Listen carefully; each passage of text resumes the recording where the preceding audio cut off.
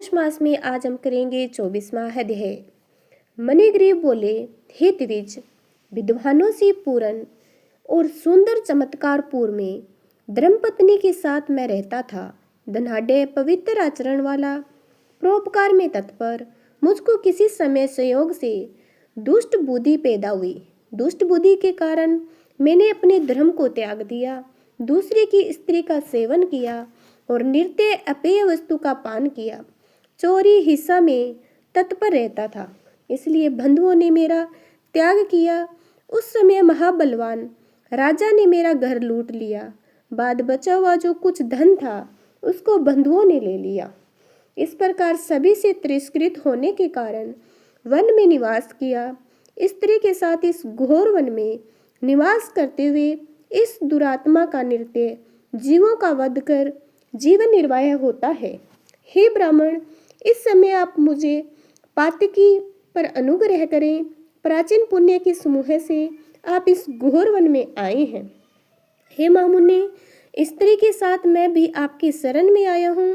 आप उपदेश रूप प्रसाद से कृतार्थ करने के योग्य है।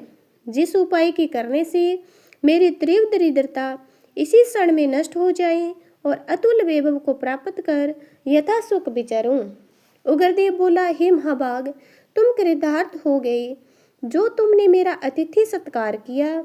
इसलिए इस समय स्त्री सहित तुमको होने वाला कल्याण को कहता हूँ, जो बिना व्रत के, बिना तीर्थ के, बिना दान के, बिना प्रयास के तुम्हारी दरिद्रता दूर हो जाएगी। ऐसा मैंने विचार किया। इस मास के बाद तीसरा श्री पुरुषोत्तम मास आने वाला है। उस पौष मास में सावधानी के साथ विधि पूर्वक तुम दोनों स्त्री पुरुष श्री पुरुषोत्तम भगवान को प्रसन्न करने के लिए दीपदान करना। उस दीपदान से तुम्हारी यह दरिद्रता जड़ से नष्ट हो जाएगी। तिल के तेल से दीपदान करना चाहिए। विभव के होने पर घृत से दीपदान करना, परंतु इस समय वन में वास करने के कारण घृत अथवा तेल इनमें से तुम्हारे पास कुछ भी नहीं है। हे अनग मणिग्रीव, पौष मास भर स्त्री के साथ नियम पूर्वक इंगुद्दी के तेल से तुम दीपदान करना। स्त्री के साथ इस तालाब में नृत्य स्नान करके दीपदान करना। इसी प्रकार तुम इस वन में 1 मास व्रत करना। तुम्हारे अतिथि सत्कार से प्रसन्न मैंने यह वेद से कहा कि तुम दोनों स्त्री पुरुष के लिए उपदेश दिया है। विधिहीन भी दीपदान करने से मनुष्यों को लक्ष्मी की वृद्धि होती है। पौष मास में विधि पूर्वक दीपदान किया जाए, क्या कहना है। वेद में कहे हुए कर्म अनेक प्रकार के दान पुरुषोत्तम मास में दीपदान की 16वीं कला भी बराबरी नहीं कर सकती। समस्त तीर्थ, समस्त शास्त्र पौष मास के दीपदान की 16वीं कला को नहीं पा सकते। योगदान, सांख्य, समस्त तंत्र भी पुरुषोत्तम मास के दीप की 16वीं कला को नहीं पा सकते। कृच, चंद्रायण आदि समस्त व्रत पौष मास के दीपदान की 16वीं कला की बराबरी नहीं कर सकते। वेद का प्रतिदिन पाठ करना, गया श्राद्ध गौतमी नदी के तट पर सेवन पौष मास के दीपदान की 16वीं कला की बराबरी नहीं कर सकते। हजारों ग्रहण, सैकड़ों व्यतीत पाद पौष मास के दीपदान की 16वीं कला की बराबरी नहीं कर सकते।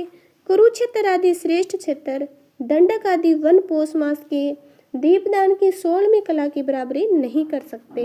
हे वत्स, यह अत्यंत गुप्त व्रत जिस किसी कहने लायक नहीं, यह धन, धान्य, पशु, पौत्र, पुत्र, यश को करने वाला है। वंध्या स्त्री के बांझपन को नाश करने वाला है। स्त्रियों को सौभाग्य देने वाला है। राज्य से गिरे हुए राज्यों को राज्य देने वाला है। प्राणियों को इच्छा के अनुसार फल देने वाला है। यदि कन्या व्रत करती है तो गुणी चिरजीवी पति को प्राप्त करती है। स्त्री की इच्छा करने वाला पुरुष सुशीला और पतिव्रता स्त्री को प्राप्त करता है। विद्यार्थी विद्या को प्राप्त करता है। सिद्धि को चाहने वाला अच्छी तरह से सिद्धि को प्राप्त करता है। खजाना को चाहने वाला खजाना को प्राप्त करता है। मोक्ष को चाहने वाला मोक्ष को प्राप्त करता है। बिना विधि के, बिना शास्त्र के जो पुरुष मास में जिस किसी जगह का दीपदान करता है, वह इच्छा के अनुसार फल को प्राप्त करता है। हे वत्स, विधि पूर्वक नियम से जो दीपदान करता है तो फिर कहना ही क्या है। इसलिए पौष मास में दीपदान करना चाहिए।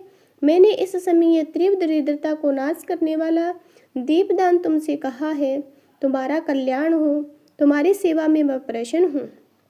अगस्त्य मुनि बोले, इस प्रकार वह श्रेष्ठ ब्राह्मण मन से दो भुजा वाले मुरली को धारण करने वाले श्री हरि भगवान का स्मरण करते हुए प्रयाग को गए। वे दोनों अपने आश्रम से उग्रदेव के पीछे जाकर उनके पास कुछ मास पर्यंत वास करके प्रसन्न मन हो दोनों स्त्री पुरुष उग्रदेव को नमस्कार कर फिर अपने आश्रम को चले आए।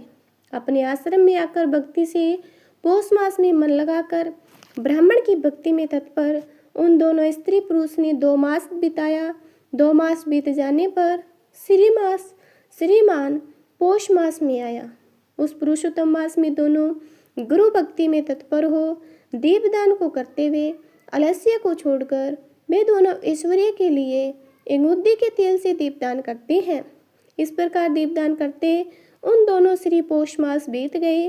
उग्रदेव ब्राह्मण के प्रसाद से शुद्धो अनंत करण होकर उस समय काल के वशीभूत हो इंद्र को पुरी गए। वहां होने वाले सुखों को भोगकर पृथ्वी पर भारत खंड में उग्रदेव के प्रसाद से श्रेष्ठ जन्म को उन दोनों स्त्री पुरुष ने धारण किया। पूर्व जन्म में जो तुम मृग की हिस्सा में तत्पर मणिग्रीव थे, वह वीरबाहु के पुत्र चित्रबाहु नाम से प्रसिद्ध राजा हुए। इस समय यह चंद्रकला नामक जो तुम्हारी स्त्री है, वह पूर्व जन्म में सुंदरी नाम से तुम्हारी स्त्री थी। पतिव्रत धर्म से यह तुम्हारे अर्धांग की भागनी है। जो स्त्री पतिव्रता होती है, वे अपने पति के पुण्य का आधा भाग लेने वाली होती है। श्री पौष मास में इंगुद्दी के तेल दीपदान करने से तुमको यह निष्कंटक राज्य मिला।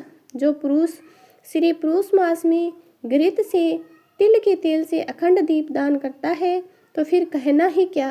पौष मास में दीपदान का यह फल कहाँ है, इसमें कुछ संदेह नहीं। जो उपवास आदि नियमों से पौष मास का सेवन करता है, उसका कहना ही क्या है। वाल्मीकि मुनि बोले, इस प्रकार अगस्त्य मुनि राजा चरित्रबाहु के पूर्व जन्म का वृतांत कहकर राजा चरित्रबाहु से किए गए सत्कार को लेकर अक्षय आशीर्वाद देकर चले गए। इसी प्रकार से हमारा 24वां अध्याय समाप्त होता है। आगे का अध्याय को सुनने के लिए हमारे चैनल को सब्सक्राइब जरूर करना और एक प्यारा सा कमेंट करना।